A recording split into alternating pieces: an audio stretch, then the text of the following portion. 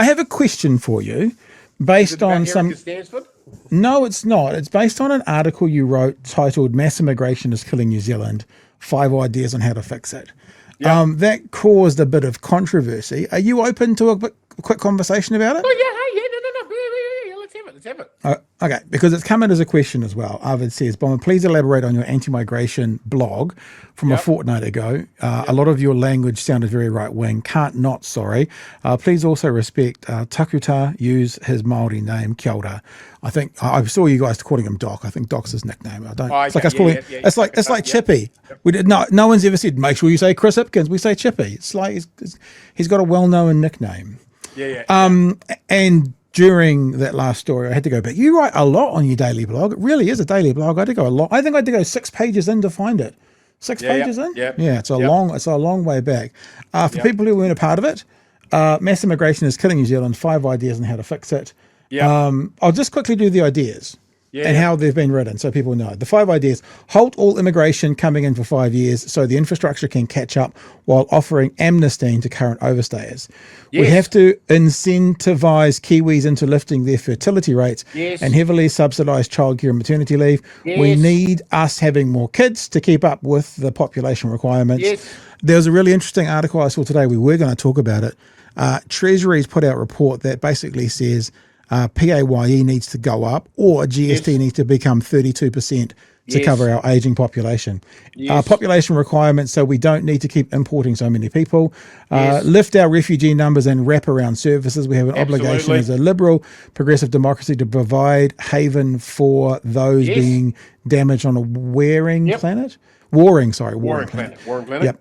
Ensure every single migrant worker comes into New Zealand are automatically enrolled in a migrant union to ensure they are being paid the same as domestic workers so bosses can't use. Finally, number 5, bonded education, pay the fees and provide a living allowance plus cheap accommodation to all domestic Kiwis training to be teachers, doctors, nurses and all other public service roles and jobs.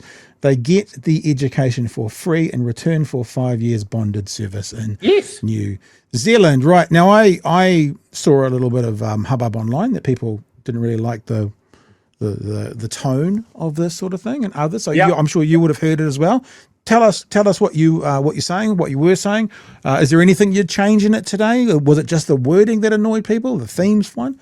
Ball is yours. Look, I mean, I think ideas sometimes spook people. Look, we have based our economy on stealing Māori land and never paying it back, and a low-wage economy and exploitant migrant labour.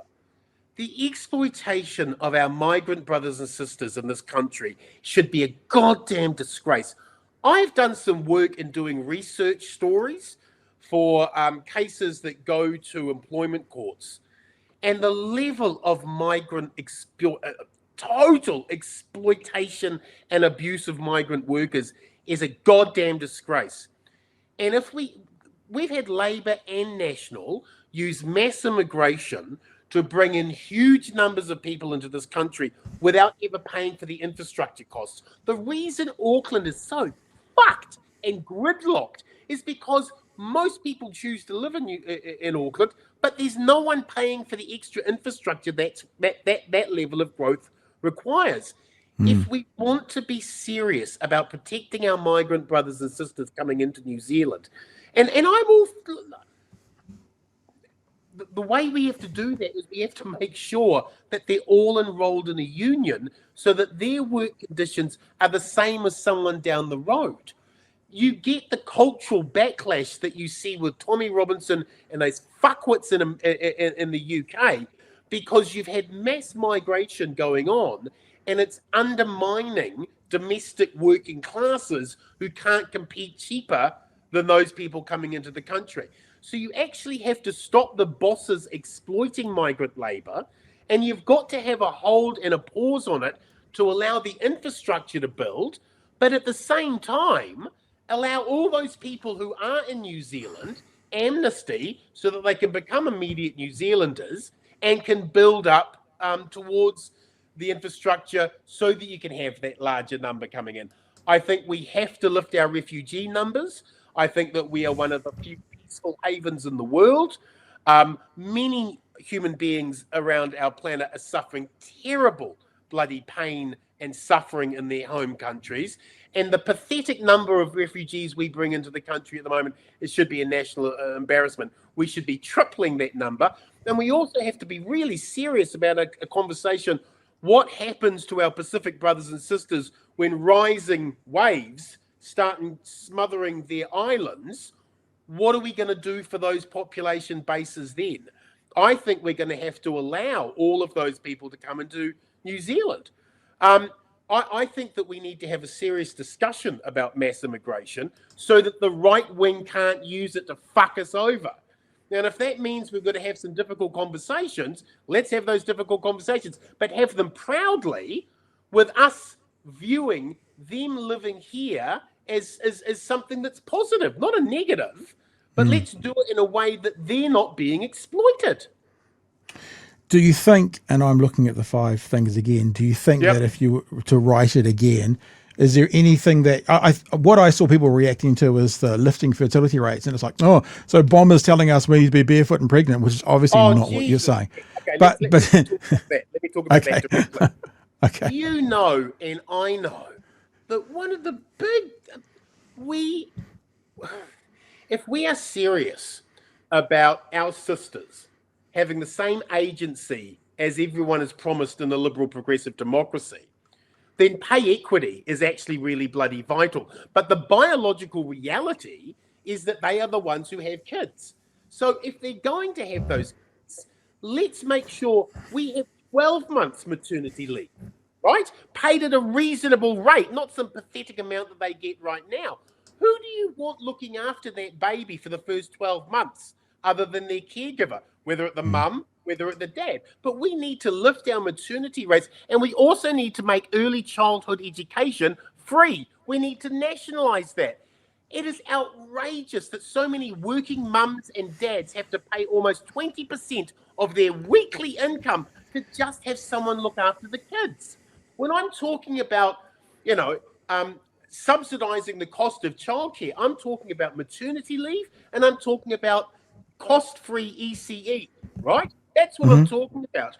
It's outrageous to me that we place so much cost of a child on the parents, don't subsidise that cost, and then can't sort of wonder why it is our fertility rates are so low. I think it's a disgrace that ECE isn't nationalised. I think that we need to do that urgently so we can put that money back into the pockets of the working mums and dads.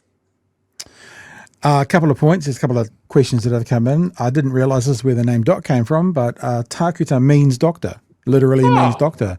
So that's obviously why people call him Doc. I knew his nickname was Doc, but Takuta means doctor. Tiffany's got a question for you. Question for Bomb. What are your thoughts on moderates like, this is like an Ask Bomber anything, ABA. It's not really, but... question for Bomb. What are your thoughts on moderates like Labour, given they won't make paradigm shifting changes, but rather return to status quo? I think Labour are so frightened about having an ideological discussion on the free market because effectively they were the party that launched it, right? The damage that was caused internally by Roger Douglas and how it ripped the bloody party to pieces. They've always been frightened to talk about it. And so I think that they keep to a very sort of straight middle road. Look, that's fine. They can be straight, they can be middle. That's who they are, that's what they is.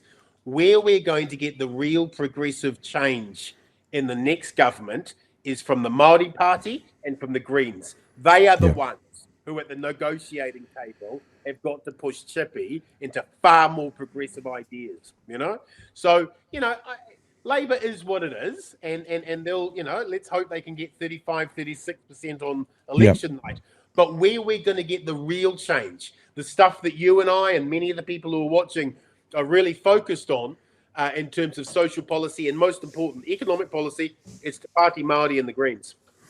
Yeah, and it's if you want a model for how to do that, look at this election, look at this coalition of chaos. Look what ACT and New Zealand First have been managed to able to, and Seymour actively says it in interviews. He goes, "We've dragged the government right," and I can imagine Chloe saying that we've dragged Labour left. It's actually when you look at it from the other side, you kind of go, "I see that would be a good thing." So yeah, and I think that the real the real blueprint to what we want to see is Michael Savage, right?